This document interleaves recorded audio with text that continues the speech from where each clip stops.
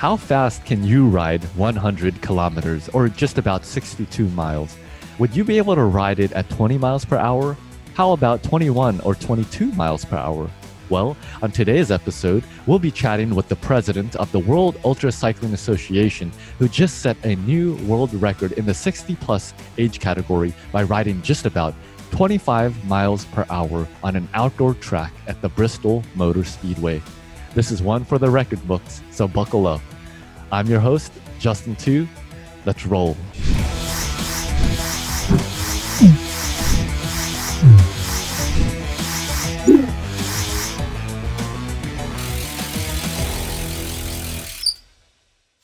Hey, Ultra family, Justin Tu here, your host of the Ultra Cycling Show. Thanks for tuning in for this very special episode where we'll be celebrating the record setting of Marc Poland just yesterday on August 25th. Marc was a guest on our show previously where we were talking more about his role as president at the World Ultra Cycling Association, or WUCA as it's abbreviated. And today we get to focus just on Marc as a cyclist. And he really is an accomplished one, and you're going to love everything that we have to talk about today. He's got a need for speed, and he set a record, maybe even two. We'll hear about that. So, Marc, thanks for joining the show again. My pleasure. Good to be back. Thanks. You look pretty well rested, but I imagine there's some pain and some lactic acid still built up. It's not too bad. It's nothing like a multi-day event. You dig a little deeper for a shorter period of time, perhaps, but the effects don't last anywhere near as long as they do after the multi-days or even the 24 hours. Right. But regardless, a huge achievement, a huge undertaking. So congratulations once again. Can't wait to cover it from end to end. We were watching on social media. I know you had people that were helping you with all kinds of live updates from videos and photos. But before then, we'd love to get to know you in a nutshell as a cyclist yourself. So we'll dive into a sprint round of questions. That's just a series of questions I'll ask you. You can give a short answer. And it's just a fun way that we can get to know you as a cyclist outside of your role as WUCA's president. So first question, Marc, how long have you even been riding bicycles? I did my first race, so competitively, 50 years. Incredible. How long have you been an ultra cyclist? I guess if I start the clock with my first double century, that would be 12 years. Fantastic. How many bicycles do you own, Marc? Oh, I can't tell you that. That's a secret. I can't afford a divorce. I think the number, I'll say it's a 2-digit number. How about that? Wow. All right. Well, after 50 years, I'd imagine not a 3-digit number, though. No, definitely not. Okay, great. Low 2 digits. What's your favorite bicycle? I think you could share that one, right? Yeah, absolutely. My favorite bicycle is one that, for my whole life anyway, is one that's hanging on the wall as a broken frame. Unfortunately, it was a Cervelo R3 SL, and it just fit and handled just to my liking. Oh, fantastic. Yeah, always nice. What bicycle do you ride the most these days? Well, that changed yesterday. Up until yesterday, it was a Cervelo P3 time trial bike, which I had converted over for track use, so fixed gear.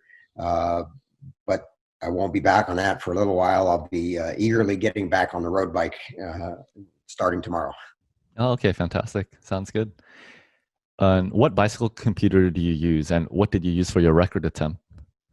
I use a Wahoo Element Bolt, and it served me quite well, but I would warn anybody riding on a track that relying on GPS, whether it's Wahoo, Garmin, or anybody, doesn't matter. It's the GPS signal. Yeah, don't trust that. That's not going to give you reliable data. And I wasn't using it for that. I was using it for heart rate and cadence and things like that. What's your favorite ride snack? Ride snack. Oh, so many options. Yeah.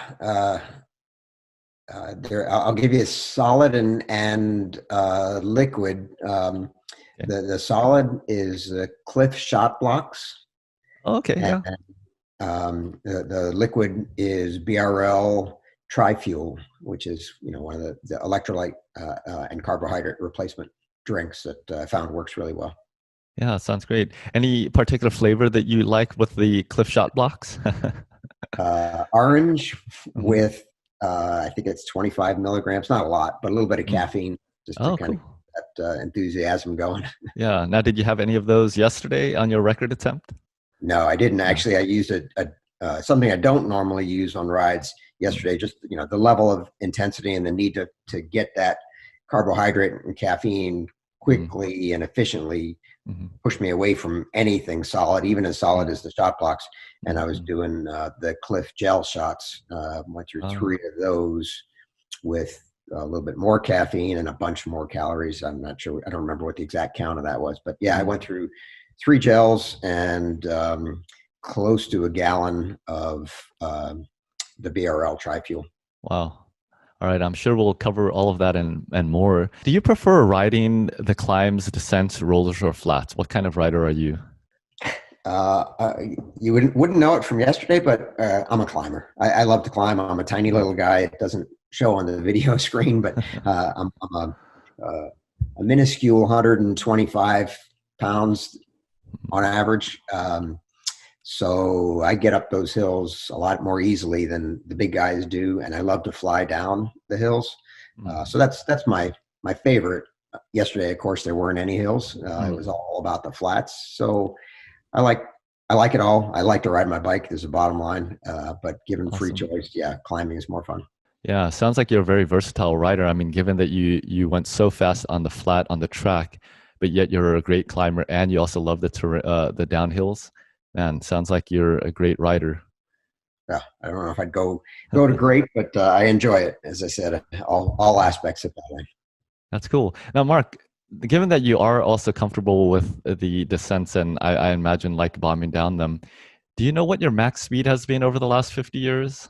Yeah, I do. In fact, um, 73 miles an hour. Oh my goodness, we have a new show record. I think Marco Ballo held it currently. He said 65 miles per hour.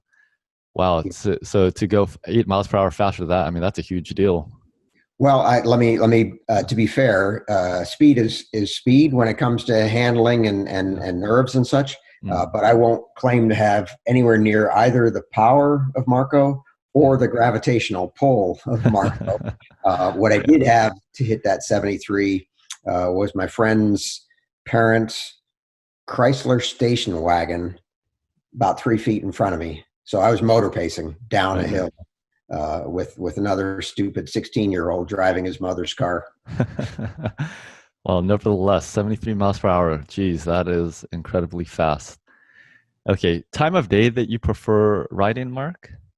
Oh, uh, there's something to enjoy about every time. I'm not normally an early morning person. I like middays, but I also actually like riding at night. There's a Mm, certain tranquility that comes with the darkness and for sure. the wildlife and the visibility of car headlights.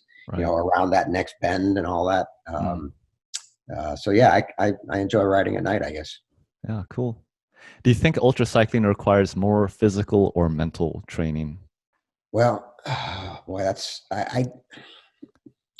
you only get you need physical and mental preparation. You can Mm, only get the right mental preparation from the physical training. You can't go in a corner and meditate and find the strength to ride ultra distances. It's a matter of mental familiarity with that place that your body takes you. mm, Um, so if the question is what's more important in terms of preparation, that's physical. What's more important on the day or the week, getting to the end? Well, yeah, it absolutely requires that mental preparation as well. mm. Well said, Mark. And with that, would love to turn to your record setting that you just did. Big Thank you. congratulations once again. Thank you. And I think we'll start just by bringing up this email and this image that we shared in your last episode prior to the record. I think Right. it's a great image and it gives a lot of good information here. So why don't you walk us through just at a high level what we're going to be discussing in more detail and what you just accomplished? Okay.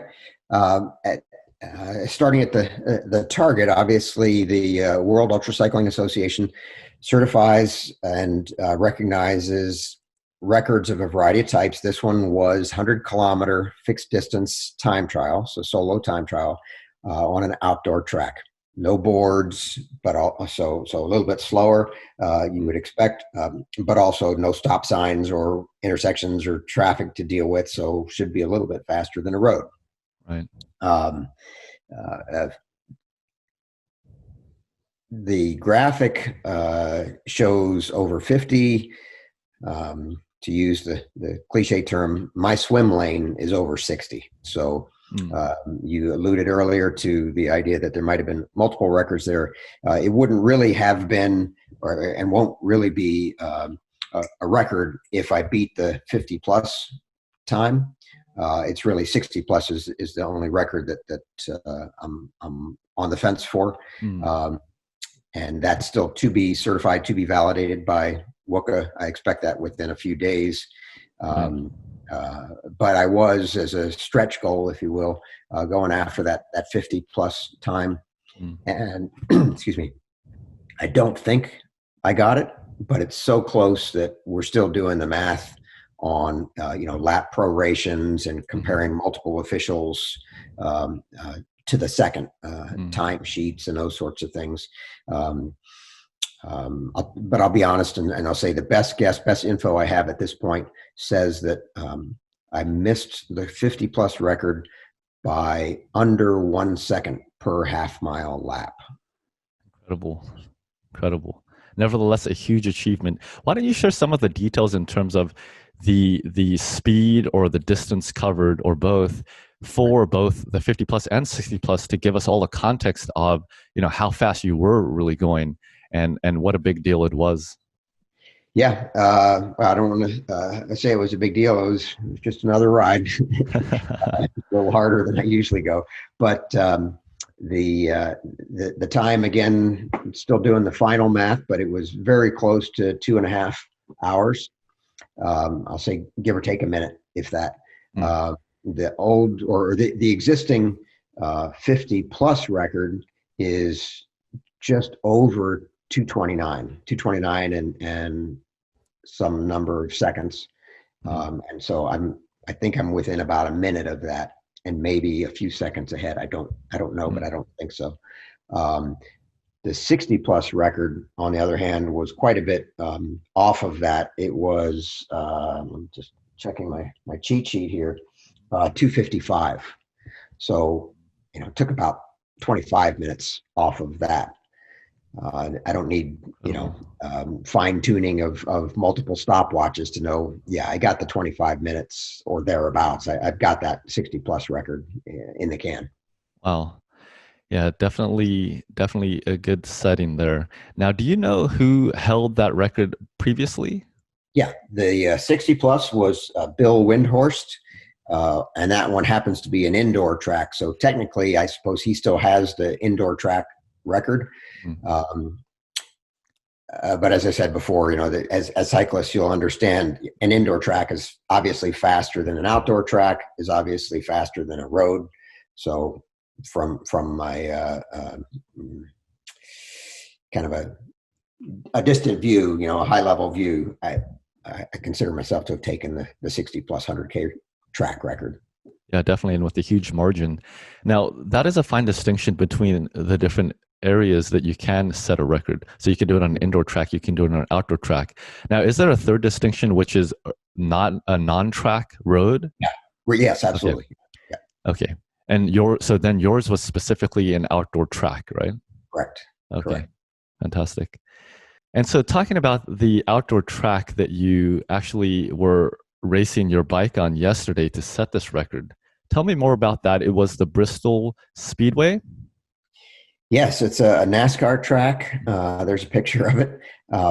And wow, what an incredible facility that is. And everybody that walks into that facility, whether for a bike race, a car race, a record attempt, I don't care. You walk in that facility and you're just awestruck. It is massive. They have a sign on the one of the boundary walls, the fence wall, perimeter, whatever you want to call it, that says "The Last Great Coliseum," and it's just mind blowing, the size of the thing. 162,000 seats. Wow. And so it's humbling to be in there on a little bicycle, a third of a horsepower on a good day. Yeah.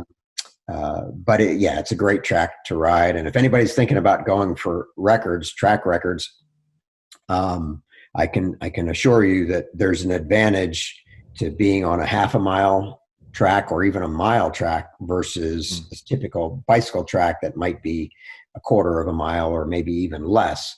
The lack of distraction from having to deal with banks and tight corners and longer straights and just a smoother, more evenly paced concentration and energy is really an advantage.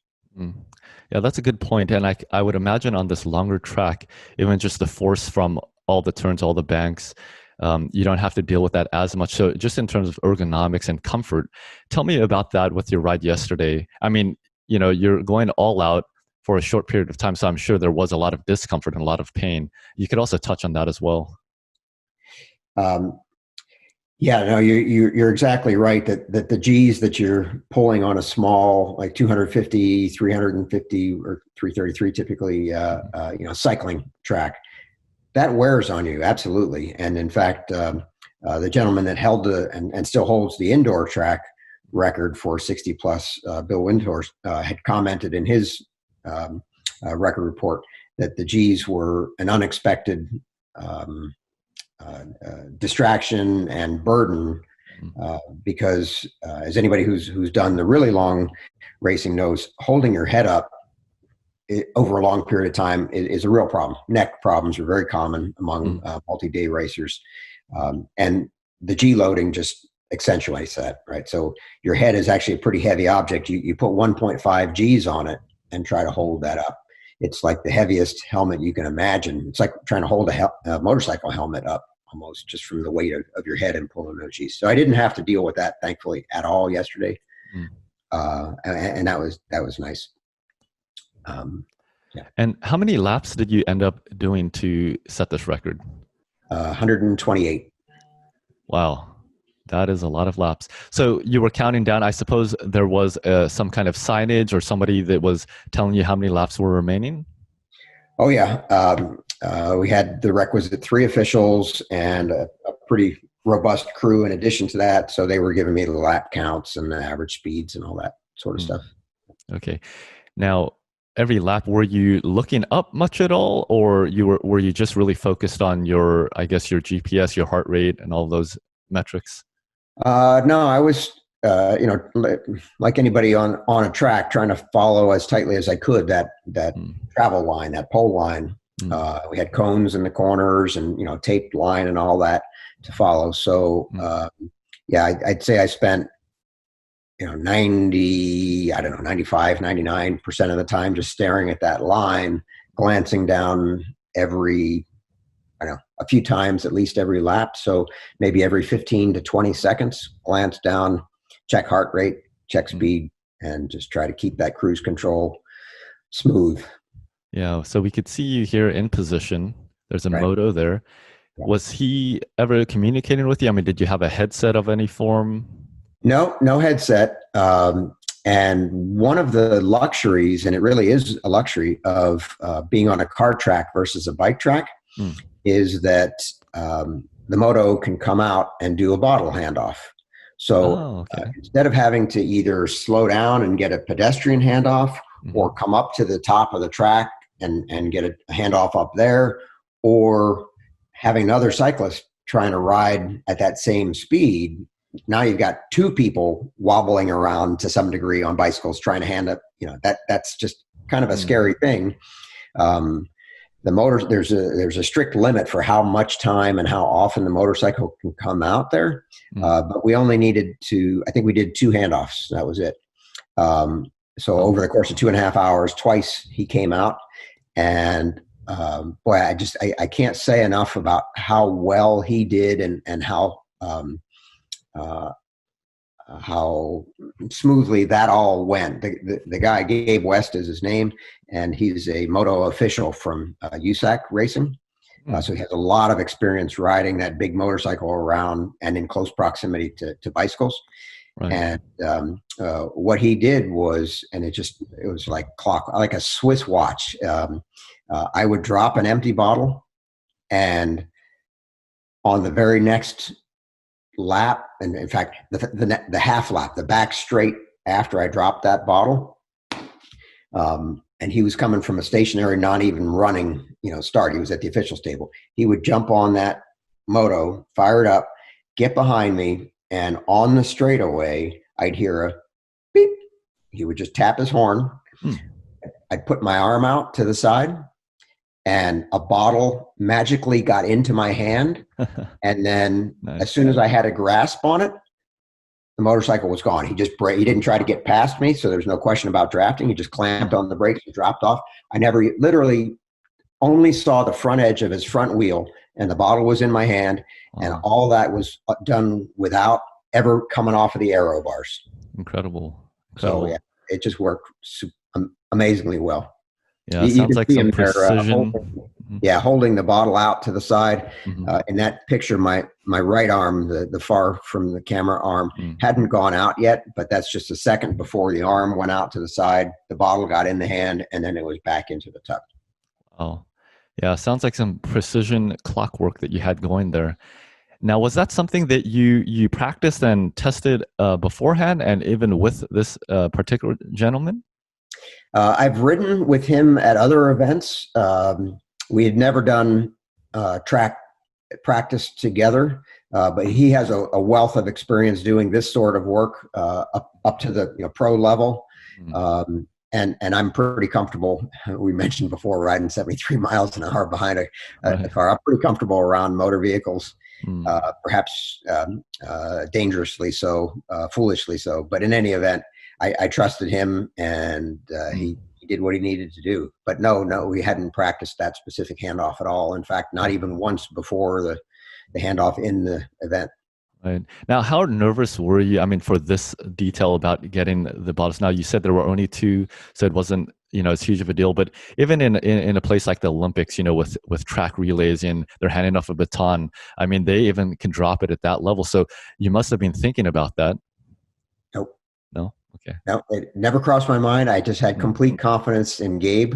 Right. And I knew he wasn't going to let, and there's the old sticky bottle thing. There was no sticky bottle there. He wasn't going to let go of the bottle until he knew it was in my hand, and we were going the exact same speed. So unlike, baton pass in a track race where that's would have been more like what I would have been nervous about, which would have been a bicycle doing a handoff, right? Now you got 2 guys at their limit trying to do a handoff with it. That would be a little scary. Right. In his case, he was, he may as well have been on a train on the rails. He was just rock steady. And so the handoff was easy. Yeah, so it definitely makes a difference who you have on your team, the experience, not just in terms of the moto. I imagine the people that are spectating and also cheering you on and just helping you keep a track of everything. Now, tell me about the conditions there in terms of the weather. How about the winds? Were there any stretches that you had a headwind or a tailwind or anything like that? Yeah, afraid so. The weather was good. Don't let me. I'm not trying to make excuses here. The weather was as close to perfect as you can pick on any given day. Temperatures got, it started around 70 and got to 80. Nobody's going to complain about that. That was fine. Humidity was very high, 90%. So that was a little bit uncomfortable. But nobody goes into an event like this thinking, "Oh my God, I might break a sweat." That's just par for the course. So that wasn't really a problem either. The winds were a little surprising to me. I'm used to riding on a track, used to the effects of a wind that is a headwind on one side of the track and a tailwind on the other side of the track, and you got to work with that. You try to gain back your average on the downwind side and just deal with it and fight it on the upwind side. What I've never experienced before was kind of interesting to see yesterday was the wind was aligned with the apex of the corners. So if you imagine a 4-corner, oval track, 1, 2, 3, 4, that tangent that is between turns 1 and 2 and turns 3 and 4, that's where the wind was. So yeah, one side is tail, the other side is head, but the whole straightaway crosswind. Oh my goodness. There's no winning in the crosswind. You're just fighting that extra air mass the whole time. So that was a little frustrating. But it wasn't a strong wind by any means. It was maybe 5 to 8 miles an hour, just enough that you could feel it, but not enough that I can say it was a big effect. Okay. No, good to hear, and glad that the weather conditions were pretty favorable. At least you can enjoy a more comfortable ride. I mean, as comfortable as it can be, redlining the whole time. Tell me about your bicycle setup now. What gearing? I mean, how did you set it up? I'd imagine you were already riding and doing all your training on this bike for quite some time, even on the track, to get everything dialed in. I was, but I actually went through a big step, took a leap, if you will. I wasn't intending to ride a fixed gear. I was intending to ride a very tight cluster road bike. I'm not a fan of, for road bikes, the one-by drivetrain, trend, fad, whatever you want to call it, on road bikes. But I thought, okay, for track, surely a one-by is going to be fine. So I started with the one-by, ended up pulling off or limiting out the very bottom and top two cogs. So I had a 12-18 cassette with 48 up front. Pretty tight range. And the more workouts I did on the track, the more I realized the path to success here is just what I call cruise control, like plus or minus a half a mile an hour around your goal. And of course, if you're that tight, plus or minus like 2 or 3% on speed, well, then you can pick one gear and be plus or minus 2 or 3% on cadence. So I did a few workouts with that tight cluster setup, but consciously confining myself to one gear. And when I knew that was workable and felt fine, okay, let's go fixed gear. Pull off the derailleur, pull off the brakes, which are aerodynamic drag, of course, and another failure mode potentially. You get brake rub or whatever. So yeah, I ended up going to a complete fixed gear track setup, just like you would see on a pursuit, a 4K pursuit, 5K pursuit, or an hour record sort of setup, rear disc. I didn't go front disc. Glad I didn't, because that would have been a problem in the wind. But I also didn't have the tri-spoke or 5-spoke wheel, just conventional road wheel up front. Incredible. So how long ago was it that you made that switch? I know you were training for quite some time. I mean, how much time did you have to actually be training on the fixed gear setup? I'd have to, well, let's see. I can tell you right here. I made that change about 6 weeks ago. So I had 4 good track workouts with that fixed gear setup, and probably 1 or 2 before that where I was disciplined to not touch the shifter. It was just in that one gear, but not as a fixed gear with some freewheeling. Right. Now, before the actual record attempt that you did, how many times were you getting out to the track in the last couple of months to do the training, a test ride? Was it just like once a week, and then you were focused on riding elsewhere for all of your power training? Yes, pretty close to that. For about 2 months, it was once a week with 5 days in addition to that 1 day on an indoor trainer. And obviously building, optimizing for that power setting for that duration and so forth. And then for the last 2 weeks of the last serious block of training, I was on the track twice a week. Tell me a bit about your training. What were some of the workouts looking like for you in specific preparation for this?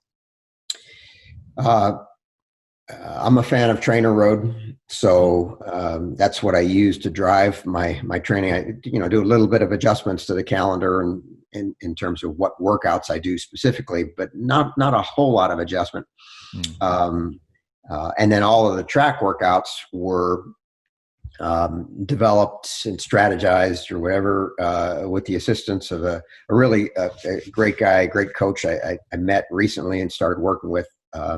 Randy Warren is his name. And what we were doing was basically saying, okay, pick that target speed. And now let's make, because we know any serious bike rider can get on his bike and go the speed that was my target, 25 miles an hour. Right. But now let's see if we can build that from 1 or 2 laps to an hour, an hour and a half, 2 hours, and ultimately 100K. So I had, thanks to the discipline that was the result of the plan he and I laid out prior to doing 25 miles an hour for 100K. I had, with no fanfare, no attendees, no witness, nothing, just a workout day. I had done 90K at that same speed. So stretch to get that to 100. It wasn't a mystery as to whether or not I could do it. I knew it was going to take everything I had, because it did to get to 90 before, but I also had that confidence and comfort, the absence of anxiety and stress that comes from having done lots of workouts very, very close to that distance and speed. Yeah, that's great. So it sounds like you had a really nice ramp up of your training. So you weren't going into it blind. You knew what to expect. You were dialing things in. You were making adjustments along the way. So it sounds like your training really was more focused around the target speed, 25 miles per hour, that you wanted to achieve. But at the same time, in terms of structuring your workouts and your training and different metrics you might have been tracking, did heart rate come into play? Did your FTP, functional threshold power, come into play? Heart rate, yes. FTP, no. And obviously, it's not that FTP or power doesn't matter. It's everything. But what I found was, frankly, measurement devices, and I've got multiple different measurement devices that would supposedly or would claim to tell me my power, and they do, and none of them agree. They are so disparate in their data that if you fixate or lock on one, that's great. If you jump from your trainer to your crank-based power meter, to your pedal-based power meter, to your rear hub-based power meter, and I've got all of those, every one of those is so different that it's almost unusable data. So I don't misunderstand. It's not that I'm not a fan of training with power. I am. It's just when it comes to pacing and moving between different devices, it's not reliable data. There's a joking expression: a man with one watch knows what time it is. You ever hear that one? A man with two is never quite sure. So that aside, heart rate, absolutely. I had a target heart rate for the first 2 hours, knowing I'd lift that governor off for the last half hour. But for those first 2 hours, I think it was plus or minus 1 beat. It was incredible. It was 153 to 155, and there might have been a few second long perturbation, a few 1 or 2 second long perturbations above or below in those first 2 hours. But I mentioned probably on average 3 times per lap I would check, and what I'm checking is heart rate. And it was never out of that range for more than one glance, because if it was above, I'd bring it back down. If it was below, I'd bring it back up. It was in that 153 to 155 band that whole time. Yeah, and as we discussed earlier, definitely requires some clockwork when you're on a time-bounded attempt and really going all out. You have to keep all those things in check. So that's about the pacing. But before we get onto that, when you started your training, what was your base? When you first set out to start training for and reaching for this record attempt, I mean, what was your 25 miles per hour? I'm sure you could have done that. Whether that's for 1 minute, 30 minutes, or 1 hour. Tell me about that. Where were you starting? What was your starting point? And that'll give us a context in terms of what your training was and how far you had to go from start to finish to get to the speed that you needed to for this distance. Sure. So I think it was mid-March. I was just out on a training ride, and in fact, I think COVID had just hit, or just become an inescapable reality.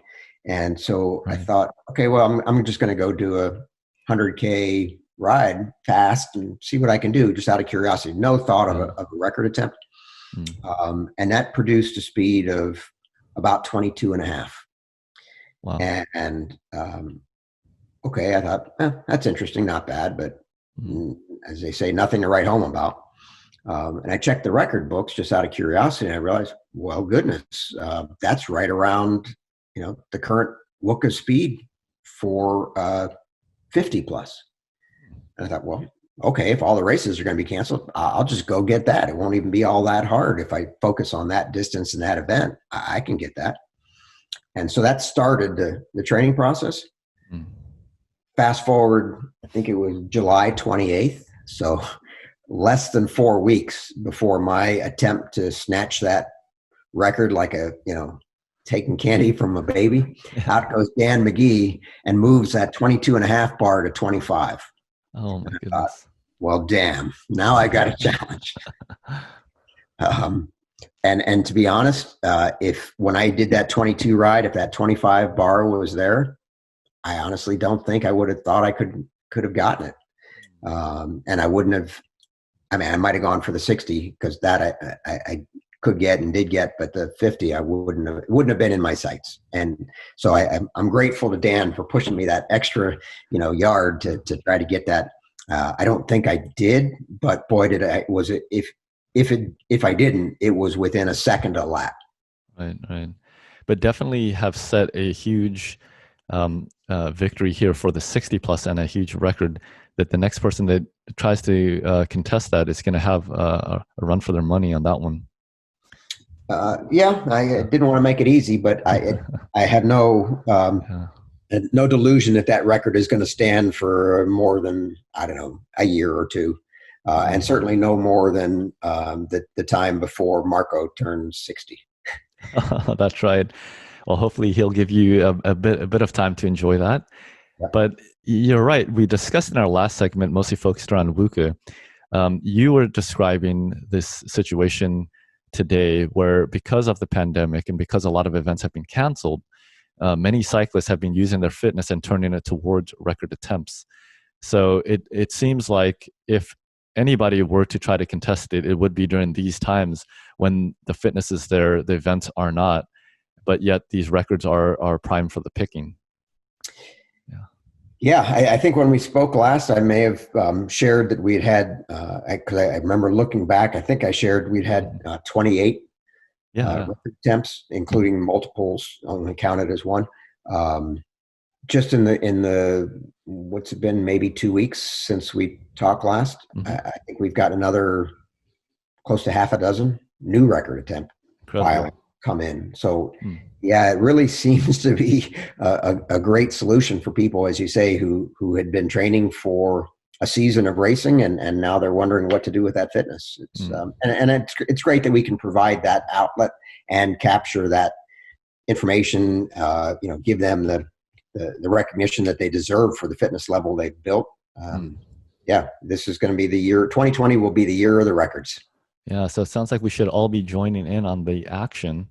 So, Mark, what is the process for somebody like myself or anybody that's watching to sign up and pursue a record? I mean, where should they start in terms of finding out what records are available to be set, right, what they're fighting towards, and then how to just kickstart the whole process?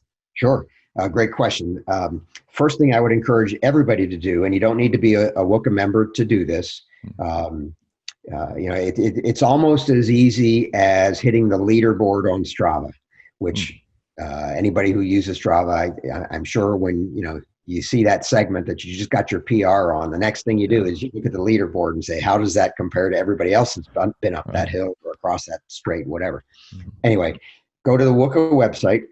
As I recall, there's a drop down that says records, and then you'll see timed records and distance records. Look up the records. Start by just knowing what you're most comfortable, what you feel you can do best, whether that's 100 kilometers, 100 miles, 6 hours, 12 hours, 24 hours, 1,000 kilometers, 1,000 miles, whatever. Pick the event that you feel most trained for and most adept at. Look up the records that are there currently, and that website will show you who holds the current record for that time or distance, when it was set, how fast it was set, and the history of records before that. So Mark, I'm pulling it up here. Yeah. Why don't we walk through it real quick so that way people can see exactly how to do it, kind of like a how-to. Sure. So under the records drop down, click on timed records. Okay, time records. And we're here at ultracycling.com. Right. Let that load. I'm sure there's many there in the database. Right. And let's just for fun, go up under record type and record type here. Mm-hmm. Yep. And click on that arrow. Okay. I'm sorry. See, never mind. Go over to distance and click on that. Okay. Looks like we're now in ascending order here. Yeah, it looks like longer distances as we go down. Oh, I'm sorry. Yeah, you're on timed records. Right. Yeah. Time says timed up top. I'm sorry. Go back to records. The records drop down and hit distance records. Ah, I see. Okay. That load. But yeah, I see. I mean, even just here, there's a ton already listed. Right. Incredible. Right. And a lot of familiar names, right? Marco Polo, Sean Hogan, Christoph Strasser. Yeah. Incredible. There we go. So now we're at the distance. Yeah, there you go. So, all right, just out of curiosity, so we know I did about 2.5 hours. There's Strasser, 100K indoor track. Yeah. Right? He's the man, 220. So he finished in time for a beer before I did.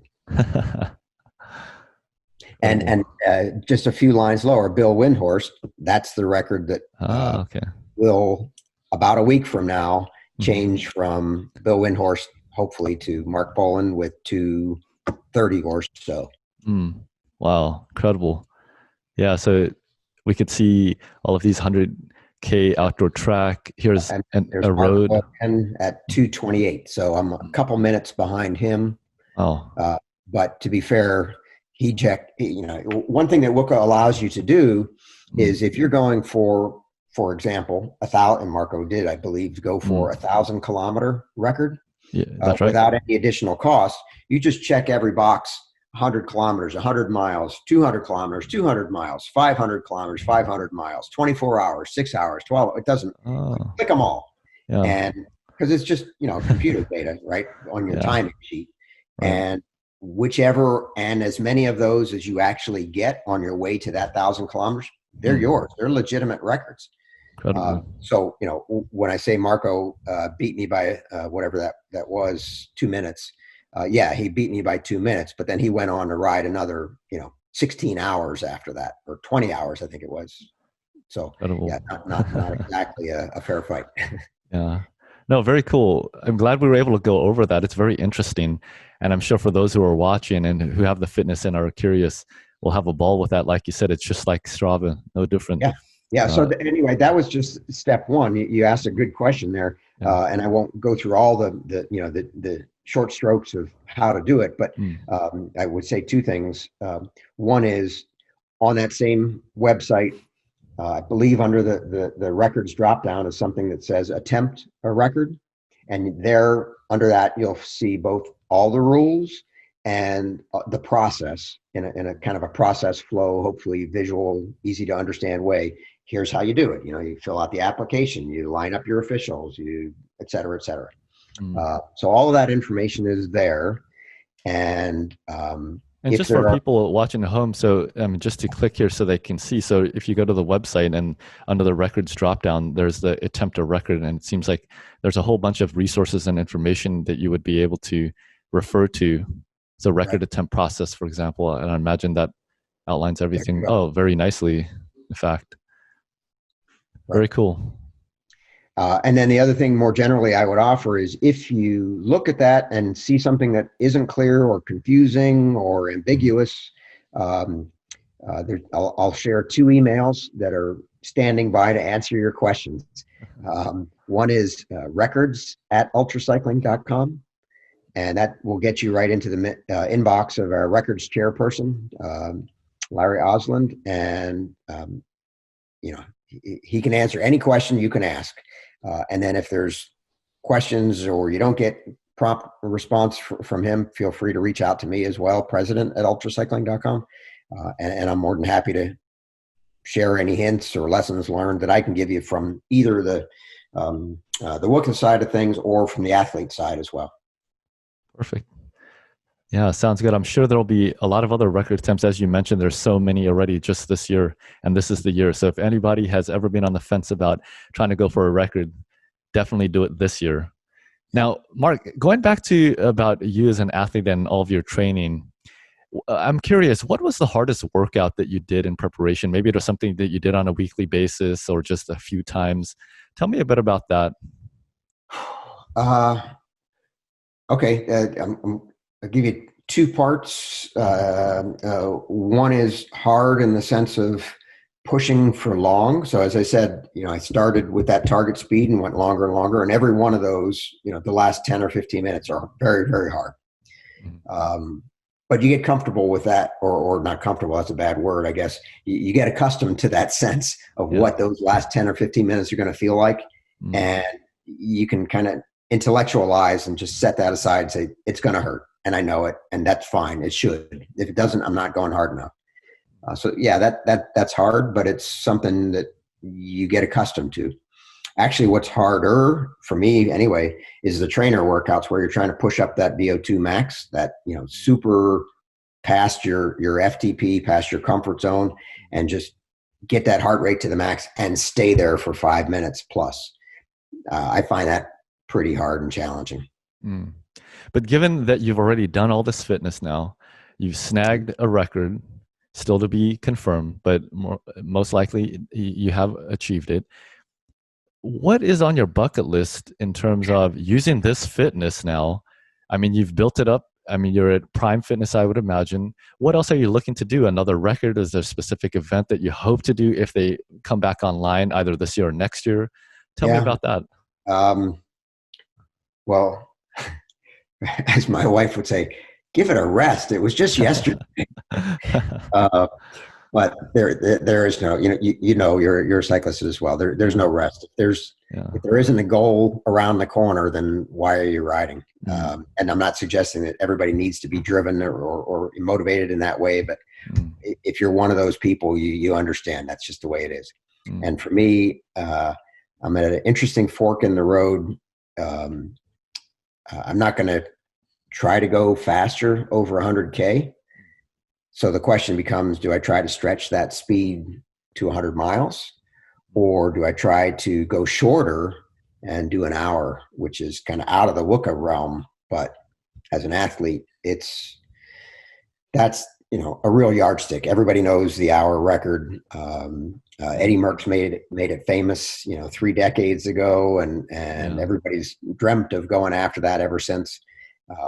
The hour record for an over 60 is quite challenging. It's over 27 miles an hour. But that would be an interesting stretch thing to reach for. So we'll see. Haven't decided yet, but I'm toying with it. Yeah, no, very cool. And we'll be following your journey. Definitely would love to have you on the show when you attempt whatever record that is going to be. Thank you. And, glad you have all that fitness. It's nice when you have it. And I'm sure you'll find many creative and challenging ways to utilize and leverage the fitness that you have. Now, you talked a bit about, motivation, and perhaps, records aren't what motivates everybody. But now I'm just wondering generally, what motivates you? Aside from just this record, I'm sure you've done a lot of other cycling. You've also done other records. What personally motivates you and drives you to keep biking and to keep, going for these ambitious goals? Two things. One, first and foremost, I enjoy riding. I really do. And the more I have a reason to ride hard, a goal, whether that's a record or an event, I just want to do my best, the best I can do at, even if I know there's no chance of winning. That's okay. It's still a target to shoot at. And I get a lot of pleasure and a gratification out of just pushing myself and knowing that I found the best that I could in terms of result. That's one part of that. The other part of that, and this is unique, I think, to ultra cycling, is that any event, even as much as yesterday had the appearance of being a solo event, I had a crew of 9 people, and obviously in a an event like Ram, you can have crews that are twice that size. And that whole process of building the team, managing the team, delegating and compensating as you go, getting the best out of everybody on the team. And I don't mean in the sense of cracking the whip. I mean in the sense of, showing people a goal and seeing what they come up with and how their energy is sparked and how they can contribute. That's just a lot of fun. And I really enjoy that. And I would share one thing as an observation that others I think may have had. I don't know. I know you've done Ram. I don't know if you had this observation or not, but when you sit in that parking lot at Oceanside, and particularly the relay teams, the 2, 4, and even the 8-person relay teams, you look at the demographic that's represented there, and way less than the quarter horses, the studs coming out of mainstream road racing, way less of a population. Those are way less of a percentage of the rider group than our former military. Right? Lots of groups of whether they're Army buddies or firefighters that have worked together, paramilitary type organizations. There's a lot of those groups. I don't know if you noticed that, but I did. Oh. And I thought, geez, I wonder why that is.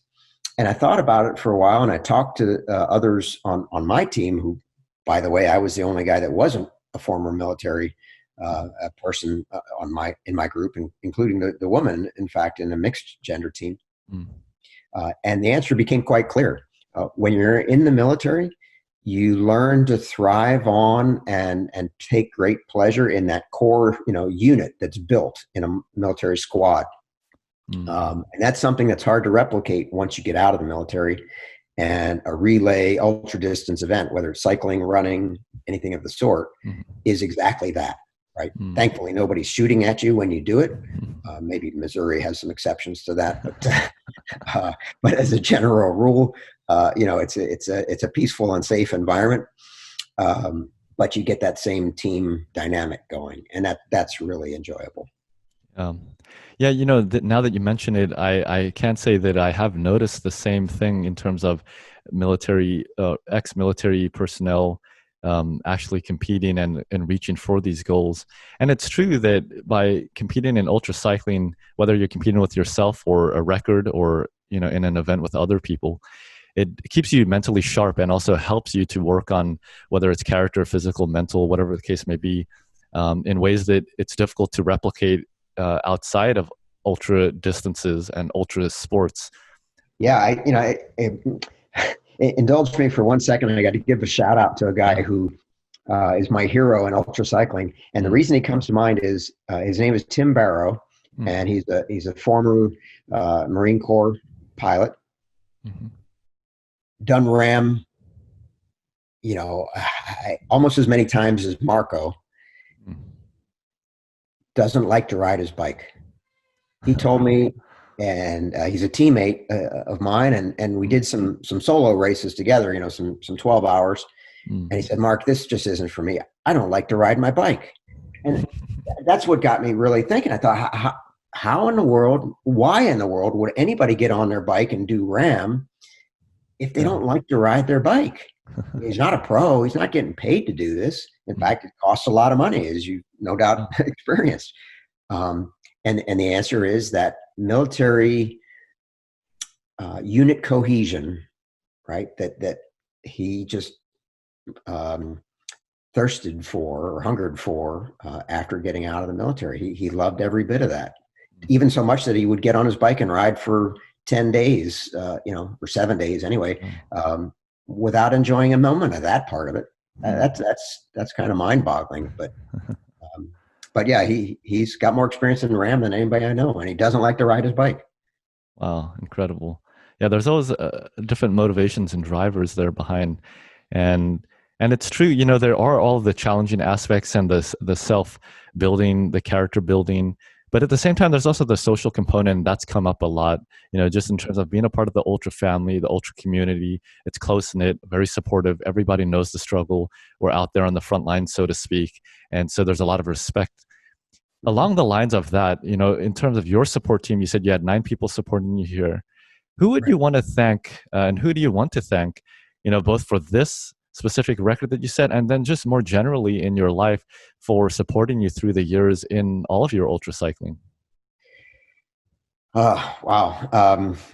Of course, as any married ultra cyclist knows, there's a huge degree of patience that comes from the spouse.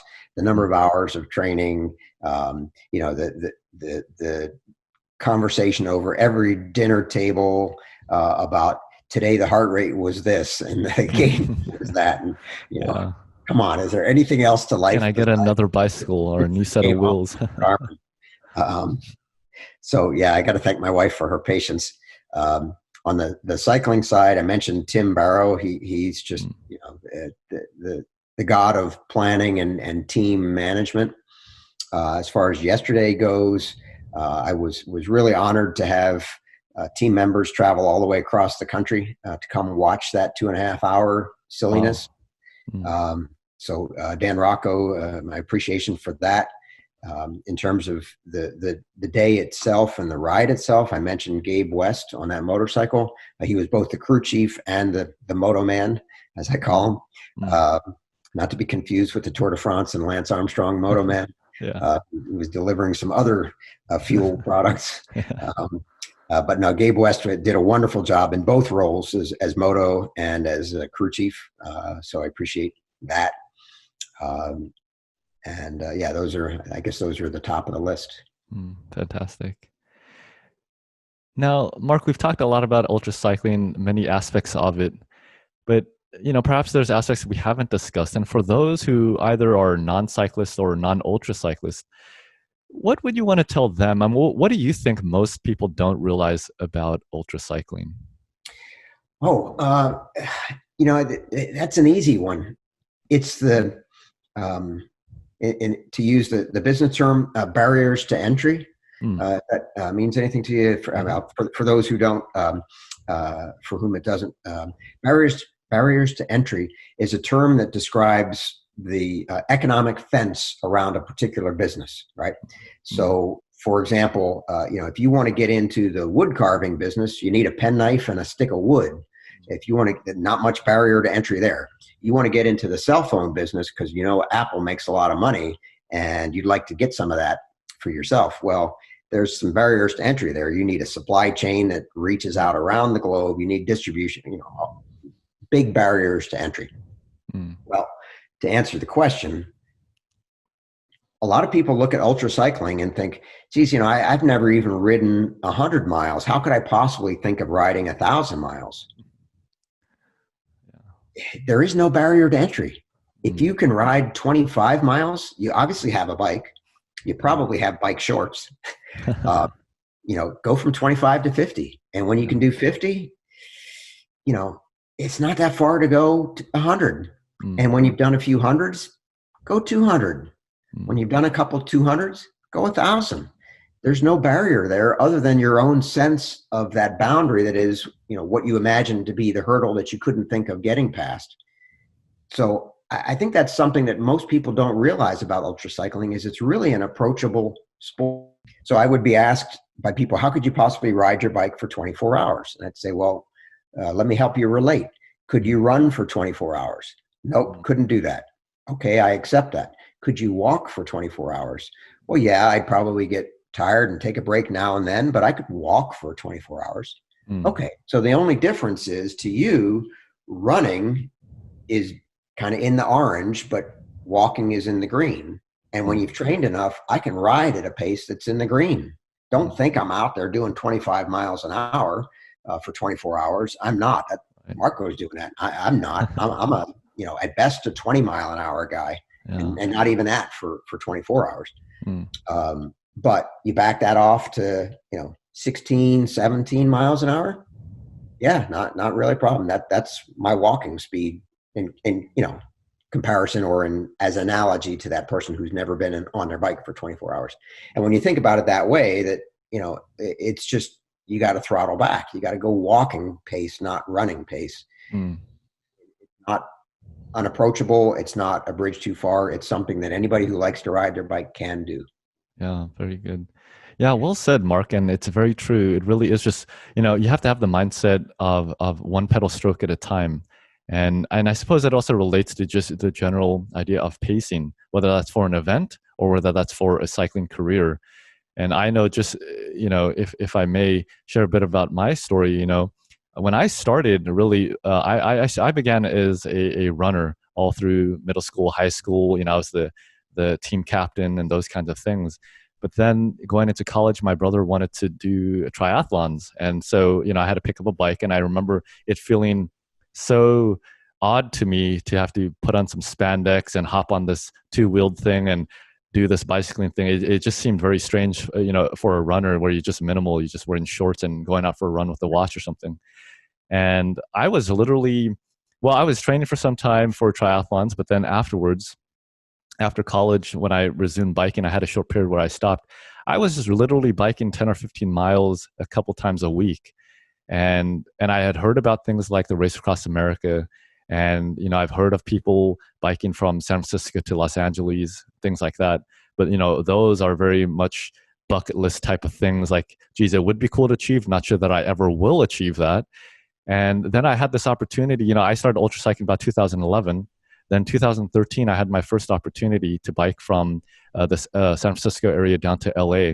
And I was like, by the way, that's I believe that's one of the city pairs that's on the WUCA records database. Look it up. Okay, I will. One of my favorite courses, actually, believe it or not. There's several routes you can take, and it's just a beautiful ride. And as for those who have ridden in California and the Pacific Coast Highway, PCH as it's known, or Highway 1, just breathtaking views.